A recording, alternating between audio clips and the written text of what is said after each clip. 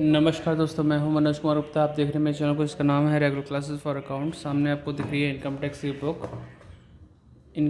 की book SC. Mehrotra वाली, और ये असेसमेंट ईयर 21-22 है, एडिशन है 62। ठीक है।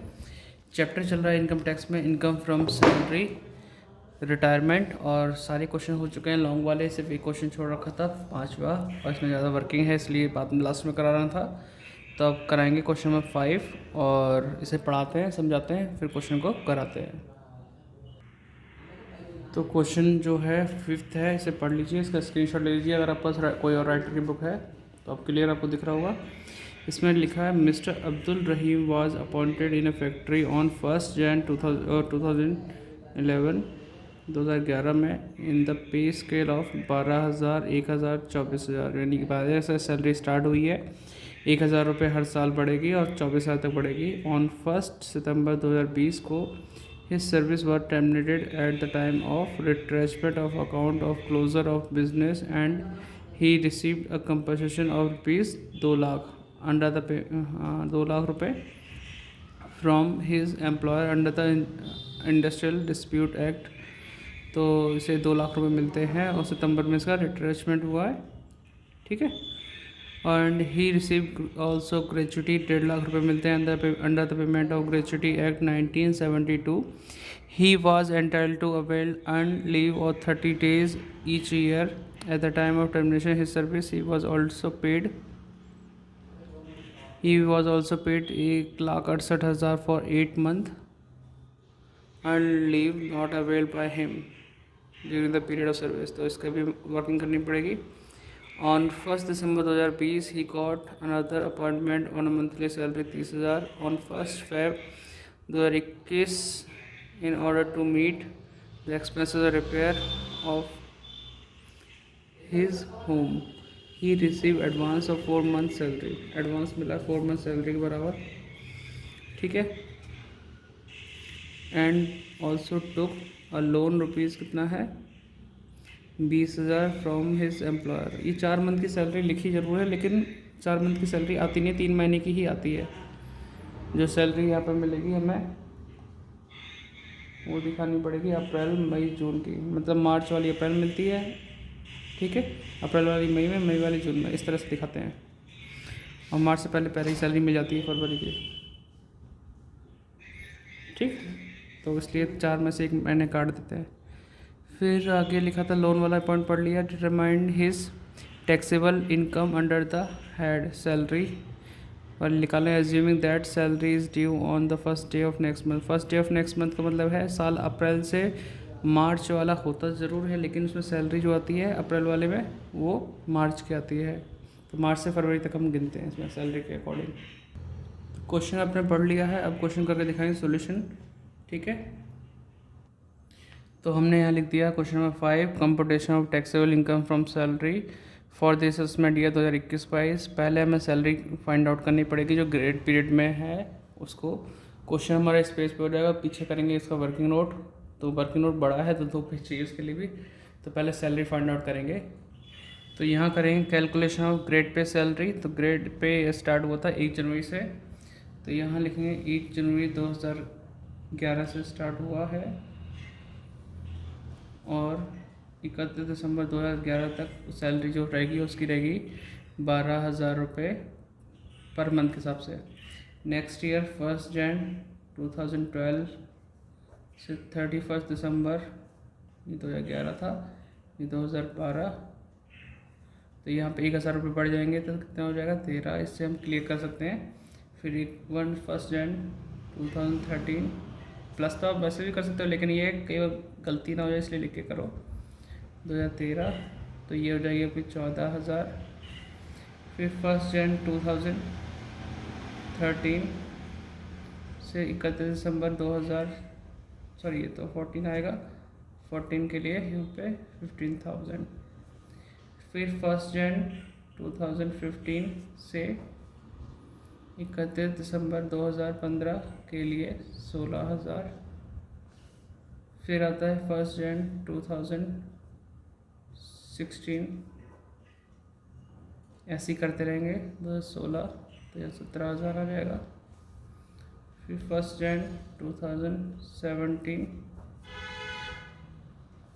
से 2017 के लिए 18,000, 1 जनवरी 2018 से 31 दिसंबर 2018 के लिए 19,000, फिर 1 जन 2019, ठीक है, 31 दिसंबर 2019 यहाँ पे 20,000 हो जाएगा।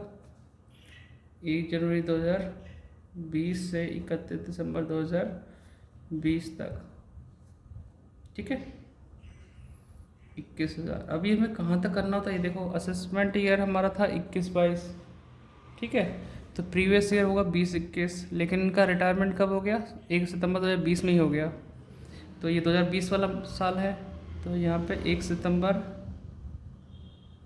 2020, ठीक है। और साल स्टार्ट होता है अप्रैल में, लेकिन आपको अप्रैल से स्टार्ट ना मान के, क्योंकि अगले महीने की पहली तारीख को सैलरी मिलती है, तो यहाँ अप्रैल से स्टार्ट नहीं मानेंगे, मार्च से करेंगे। 1 मार्च से लेकर यहाँ तक टाइम गिनो, मार्च कंप्लीट, मार्च, अप्रैल, मई, जून, जुलाई, अगस्त, सितंबर को तो रिटायरमेंट हुआ है, एक तरह से रिट्रेसमेंट हुआ है, तो उससे पहले अगस्त तक काम किया, तो मार्च, अप्रैल, मई, जून, जुलाई, अगस्त, ठीक है, 6 महीने की सैलरी आनी चाहिए स्टार्टिंग में, ठीक है। लेकिन आपको पता है मार्च में काम करा हुआ सैलरी अप्रैल में मिलेगी, ठीक है, अप्रैल की मई में, मई की जून में, इस तरह से 1 सितंबर तक भी गिरोगे तो जो वो 6 महीने ही बैठेगा, 1 अप्रैल से अगर गिनते हो, ठीक। तो बात वही है, 1 मार्च से यहाँ तक गिन लो टाइम, अगस्त एंडिंग तक, ठीक है, 31 अगस्त तक, तो भी 6 महीने कंप्लीट। अदरवाइज 1 अप्रैल से गिनोगे 1 सितंबर तक, तो भी आपका 6 महीने ही होंगे, ठीक है। तो ये आपने वर्किंग नोट को पॉज करके नोट डाउन कर लेना। मैं क्वेश्चन पे चलता हूँ,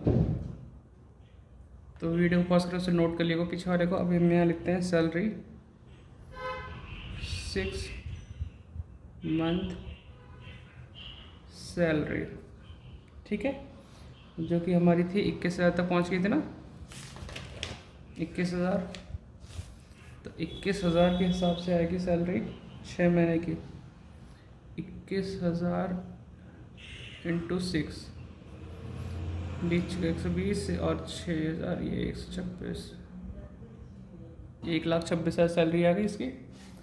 फिर जब इन्होंने रिटायरमेंट ले लिया, फिर नई जॉब शुरुआत करी थी, तो सैलरी इनकी क्या आएगी, नई जॉब मिली थी ना 1 दिसंबर को, 30,000 सैलरी की, तो दिसंबर में काम किया, जनवरी में, फरवरी में, क्योंकि ये साल मार्च से लेकर फरवरी तक होता है, 3 महीने की सैलरी हो जाएगी, 3 मंथ सैलरी 30,000 इंटू 3, तो ये 90,000 आ जाएगा। इसमें कोई दिक्कत तो नहीं, ठीक है, ध्यान से देखना। और उसके बाद अपना नंबर अगला देखें, क्या लिखा इन्होंने, जब इनके पास रिटायरमेंट हो गया तो बहुत सारी चीज़ अमाउंट मिली भी थी, लेकिन इन्होंने क्या किया, एडवांस सैलरी भी ली है 4 महीने के बराबर, तो ये 4 महीने नहीं 3 महीने कहलाएगी, ठीक है, क्योंकि मार्च में काम करी सैलरी अप्रैल में मिलेगी, इस तरीके से, क्योंकि मार्च से साल स्टार्ट हुआ इसका, ऐसा माना जाएगा। तो 3rd पॉइंट में लिख देता हूँ यहाँ पे, 3 month advance salary, advance salary, तो ये भी 30,000 के हिसाब से 3 से मल्टीप्लाई किया 90,000 आ जाएगा, ठीक है। ये ऐसा मानना आप 1 अप्रैल टू 1 जून तक, क्योंकि इसमें मार्च की सैलरी अप्रैल में मिली, अप्रैल की मई में, मई की जून में, इस तरह से 1 तारीख की सैलरी मिलती ना, इसलिए हमने ये डेट ली है, ठीक है, क्योंकि फरवरी में पहले उठा ली सैलरी जो मार्च में मिल गई होगी। अब आती है बात यहाँ पर 3 पॉइंट के बाद, अब इन्होंने क्या था कि भाई रिट्रेसमेंट हुआ, पैसे मिले, तो पैसे मिले कितने, 2 लाख रुपए, ग्रेचुटी मिली 1.5 लाख रुपए, और ये अनलीव के मिले 61, तो तीनों वर्किंग नोट बनाने पड़ेंगे मैं, ठीक है। तो मैं नाम लिख के छोड़ दूँगा यहाँ पे, ठीक, तो यहाँ लिखूँ 4th पॉइंट, कंपनसेशन रिट्रेसमेंट के लिए मिला ठीक। फिफ्थ पॉइंट मैं लिखूँगा इसमें encashment of earn leave, encashment of earn leave, देख पा रहे हैं क्या? ठीक है। फिर अगला आ जाएगा 6 पॉइंट ग्रेजुटी। इसकी वर्किंग मुझे करनी पड़ेगी, इन 3 पॉइंट की जो बड़ी बड़ी वर्किंग होती है वो। फिर मैं यहाँ जोड़ूंगा तो क्या आएगा, ग्रॉस सैलरी, ठीक। फिर लेस कर दूँगा यहाँ पे स्टैंडर्ड डिडक्शन, स्टैंडर्ड डिडक्शन होता है 50,000। फिर जो बचेगा वो होगा टैक्सेबल सैलरी, ठीक है। तो क्वेश्चन तो इतना ही है, लेकिन वर्किंग बहुत बड़ी बड़ी है। तो पहले हम काम करेंगे इसके लिए कंपनसेशन के लिए। तो इससे पहले आप वीडियो देखो, एक बार कंपनसेशन की थ्योरी पढ़ लेना वीडियो पॉज करके, फिर क्लियर रहेगा। यहाँ लिखेंगे second point, list of the following regarding compensation. अब 3 पॉइंट यहाँ आते हैं, आपको पता हो, हाफ मंथ की सैलरी आती है जो भी अपने काम किया कंप्लीट ईयर में, और सेंट्रल गवर्नमेंट के हिसाब से जो आपका रूल होता है इसमें 5 लाख रुपए आते हैं मैक्सिमम अमाउंट, और एक्चुअल जो मिला वो आता है। लेकिन पहले देखो उसने काम कितना किया है, ठीक है। 2011 में स्टार्ट किया था 1 जनवरी को, और सितंबर 2020 में ख़त्म हो गया, मतलब रिटायरमेंट एक तरह से रिट्रेसमेंट हो गया। तो टाइम गिनो तो कितना आता है। 2011 पूरा काम किया, 11, 12, 13, 14, 15, 16, 17, 18, 19 तक काम पूरा किया। यानी कि देखो 11, 12, 13, 14, 15, 16, 17, 18, 19, 9 साल ये हो गए। और 2020 में सिर्फ अगस्त तक काम किया, तो 8 महीने वो काम किया, 9 साल 8 महीने काम किए। तो मतलब 10 साल काम हो जाएगा, कंप्लीट कर लेंगे। 6 महीने से ज़्यादा होती है कंप्लीट ईयर मान लेते हैं। 10 साल काम किया तो इसमें आधी महीने सैलरी लेते हैं एवरेज पे, जो कि पिछले 3 महीने के हिसाब से एवरेज होती है। तो 3 महीने के हिसाब से वही 21,000 रुपये मिल रहा है इन्हें रिटायरमेंट से पहले पहले। तो यहाँ फर्स्ट पॉइंट लिखें, half month salary 1/2 month average salary, ठीक है। तो 10 साल मतलब 10 महीने उसका हाफ करोगे क्या हो जाएगा, एक तरह से 5 महीने की सैलरी आनी चाहिए, ठीक है। तो टोटल 10 साल के हिसाब से जो भाई है वो 10 महीने उसके हाफ कर दो, 5 इंटू 21,000, या तो सैलरी हाफ कर दो या टाइम को हाफ कर दो। तो ये आपका पहला पॉइंट आ जाएगा 1,05,000 रुपये। फिर नंबर दो बताया था मैंने आपको। तो जो मैक्सिमम अमाउंट होती है इसमें 5 लाख,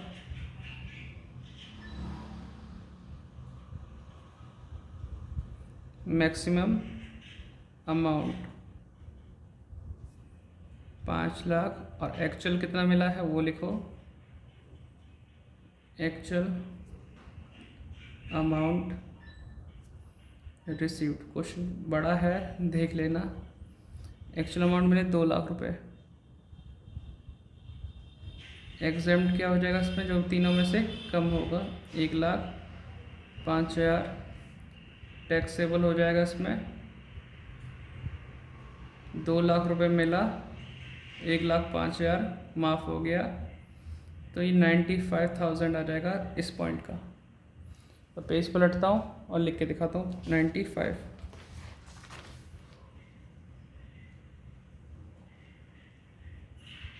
ठीक है। 95 लिख दिया। अब आता है इनकैशमेंट ऑफ अर्न लीव। अब इसको भी थ्योरी पढ़ लेना, क्योंकि थ्योरी याद रहेगी तो ही आप उसे कर सकते हैं, अदरवाइज भूला भूला सा रहेगा। चलो अब इसको करके दिखाते हैं वर्किंग नोट में। इसमें भी जगह चाहिए थोड़ा सा, अगले पेज पे करते हैं। तो अब सेकंड पॉइंट मतलब थर्ड पॉइंट करेंगे इसमें अर्न लीव का। तो इसके लिए भी लिखेंगे list of the following amount regarding in cash encashment of earn leave. ठीक है, इसके रिगार्डिंग जो भी होगा वो माफ़ हो जाएगा 3 पॉइंट में से जो मैं नीचे लिखे हुए 3 या 4 पॉइंट। तो आपको पता है इसमें हम एवरेज करते हैं 10 महीने की सैलरी का। ठीक है, तो आवाज़ क्लियर आ रही होगी मैं उम्मीद करता हूँ। तो 10 महीने की सैलरी का एवरेज करके दिखाते हैं, तब हम काउंट करते हैं। तो पहले हम लिखते हैं फर्स्ट पॉइंट 10 मंथ सैलरी, भी पॉइंट लिख लेता हूँ फिर करके दिखाऊँगा। 10 मंथ सैलरी। ठीक है, 10 मंथ सैलरी, वो भी एवरेज पूरा लाइन में लिख के नहीं लिखूँगा मैं। फिर हम लिखेंगे नंबर 2, जो हमें 8 महीने की सैलरी के हिसाब से पैसे मिले थे, मतलब जो बनते हैं 8 महीने की सैलरी जो लीव ड्यू है, क्योंकि इसमें बोला गया था कि भाई इनकी जो लाइफ है वो उसकी हिसाब से 8 महीने की छुट्टी के हिसाब से 1,60,000 मिले, लेकिन 8 महीने की छुट्टी ड्यू है उसके हिसाब से पैसा कितना बनता है वो देखो पहले। तो 8 मंथ सैलरी लिखेंगे यहाँ पे, 8 मंथ सैलरी। लेकिन हमें एवरेज करके देखना पड़ेगा, फिर निकालना पड़ेगा एवरेज सैलरी के हिसाब से। ठीक है, फिर नंबर 3 मैक्सिमम, देख पा रहे हैं, मैक्सिमम अमाउंट इसकी कंडीशन में 3 लाख होती है। ठीक है, चौथा पॉइंट होता है एक्चुअल अमाउंट रिसीव्ड। इस क्वेश्चन के अंदर बहुत वर्किंग है भाई, टाइम या तो ऐसा क्वेश्चन ना है तो बढ़िया, वरना बच्चा बहुत बिजी रहेगा, इसमें टाइम खा जाएगा। अब 10 मंथ की सैलरी एवरेज कैसे निकालते हैं देखो ज़रा भाई। रिटायरमेंट से पहले की सैलरी देखनी है, यहाँ देखो रिटायरमेंट हुआ 1 सितंबर को, 31 अगस्त तक काम किया। ठीक है, तो अब ये अगर देखा जाए अगस्त होता है 8वां महीना, जनवरी से अगर देखा जाए तो 8 महीने तक की तो सैलरी हो गई। ठीक है, हमें 10 महीने चाहिए तो 2 महीने से पहले की चाहिए होंगे यहाँ पे नवंबर दिसंबर, तो 20,000 की सैलरी वो है, 8 महीने की सैलरी 21,000 है। तो मैं इसको सॉल्व करके तब निकालूंगा। ठीक है, तो यहाँ निकालेंगे एवरेज सैलरी। ठीक है, एवरेज सैलरी पहले 21,000 इंटू 8 कर लूँगा, फिर 20,000 इंटू 2 कर लूँगा, ये 40,000 हो जाएगा। 2 16 8 करिए 1,68,000। ठीक है, ये आ गया। अब इसे टोटल करूँगा 0,008,002, 2,08,000 एवरेज निकालने के लिए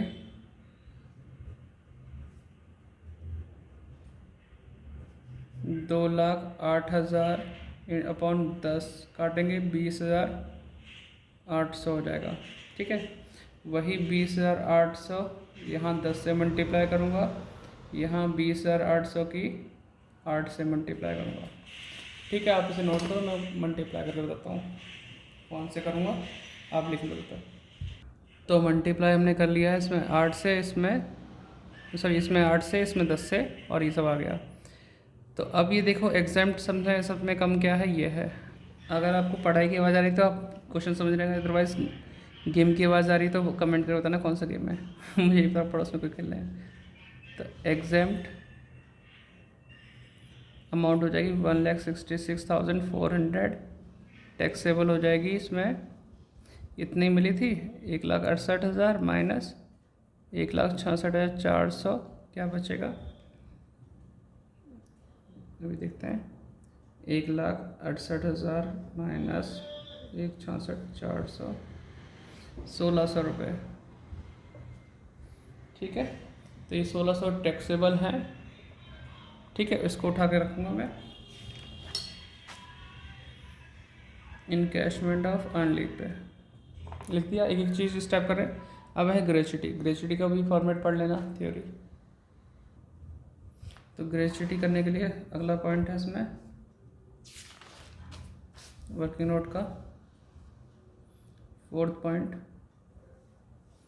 इसमें भी लिखेंगे least of the following is exempt. ठीक है, तो अब इसमें सबसे वो भी रिगार्डिंग ग्रेचुटी के अकॉर्डिंग ही होगा। तो फर्स्ट पॉइंट इसमें क्या होता है वो देखो, क्योंकि ग्रेचुटी पेमेंट एक्ट के अकॉर्डिंग ही पेमेंट मिली है, तो पहला पॉइंट होगा 15 डेज सैलरी। 15 डेज सैलरी, भाई सैलरी लास्ट ड्रॉन तो ये 21,000 रुपये करेंगे 15/26। ठीक है, और कितना आएगा वो बताएंगे, अभी सॉल्व करते हैं। 21,000 इंटू 15/26, तो ये मैं डायरेक्ट ही कर दे रहा हूँ यहाँ पे। 21,000 इंटू 15/26 जो आंसर आएगा उसमें इंटू 10, क्योंकि पॉइंट मारा था। ठीक है, कैलकुलेटर अलाउड है ही, इंटू 10 कर देता हूँ, फिर यहाँ साइड लिख देता हूँ 1,21,153.84, तो 54 ही कर लो इसे तो। ठीक है, राउंड ऑफ कर लिया मैंने। ठीक है, 1,21,154 रुपये, ये फर्स्ट पॉइंट हो गया आपका। सेकंड पॉइंट होता है तुम्हारे पास जो अमाउंट रिसीव हुई है, अमाउंट रिसीव्ड 1.5 लाख के आसपास मिला था। इसमें देखो कितना मिले हैं क्वेश्चन में। हाँ, 1.5 लाख ग्रेचुटी मिली थी, 1.5 लाख, और मैक्सिमम अमाउंट इसमें 20 लाख होती है। थोड़ा सा पहले लिख दो, मैक्सिमम अमाउंट 20 लाख। ठीक है, एग्जाम्प्ट कितनी आएगी जो तीनों में से कम होगी, 1,21,154 रुपये। ठीक है, अब टैक्सेबल कितने आएगा जो मिला है उसमें से माइनस करके, टैक्सेबल 1,50,000 रिसीव हुआ, उसमें से माइनस करेंगे 1,21,154 रुपये। तो देखो कितना बचेगा, ध्यान से है ना, 1,50,000 माइनस 1,21,154, तो 28,846 रुपये हैं जो आपके टैक्सेबल हो जाएंगे। ठीक है, इसको कहाँ लिखेंगे, 28,846 रुपये लिख दिए अपनी जगह पे। आपको क्वेश्चन नोट करने के लिए ध्यान से करना होगा। पहले तो अभी मैं इसे सॉल्व कर लेता हूँ, इसे नोट डाउन कर लेना एक पेज पे, फिर पीछे पीछे करना। ठीक है, मैं इसे टोटल करता हूँ तब तक आप लिखते रहिए इसे। मैंने कमेंट में पूछा था भाई शॉर्ट क्वेश्चन कराऊँ ना कराऊँ, फिर बाद में कहोगे तो मैं नहीं करा पाऊँगा। अभी बोलो आज की वीडियो में,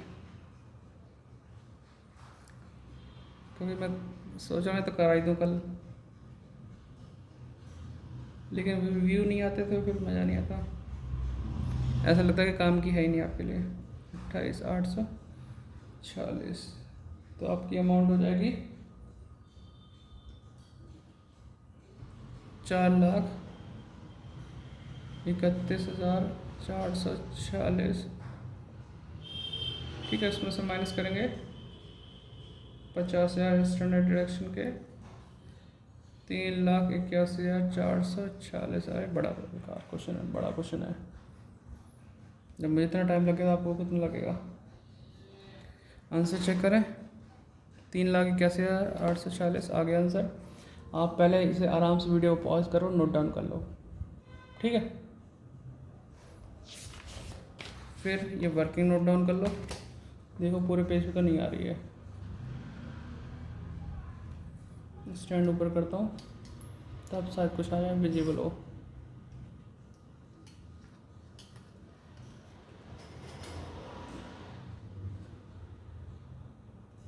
अब शायद दिख रही होगी, तो आप इसे नोट डाउन कर लो वीडियो पॉज करके आराम से। अब तो आजकल यूट्यूब में ऐसा भी है फंक्शन कि जूम कर सकते हो, जूम करके नोट डाउन कर लेना। ठीक है, उम्मीद करता समझ में आएगा। मिलते हैं नेक्स्ट वीडियो में, जय हिंद जय भारत, खुश रहिए। चैनल को सब्सक्राइब करते रहिए।